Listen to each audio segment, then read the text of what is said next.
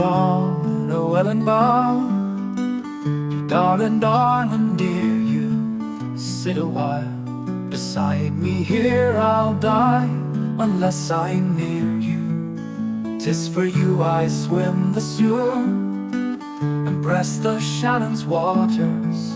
For Ellen, dear, you've not your peer in Galway's blooming daughters.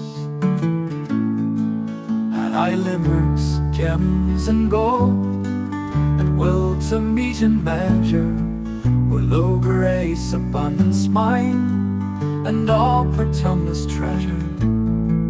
These might lure me, might ensure me many and many a new love, but oh, no bribe could pay your tribe for one like you, my true love. Blessings be on Connaught, that's the place for sport and raking. Blessing to my love on you, asleeping and awaking. I'd have met you, dearest Ellen, when the sun went under, but woe, the flooding Shannon broke across my path in thunder. Ellen, I'd give all the deer in Limerick's parks and arbors, aye, and all the ships that rode last year in Munster's harbors.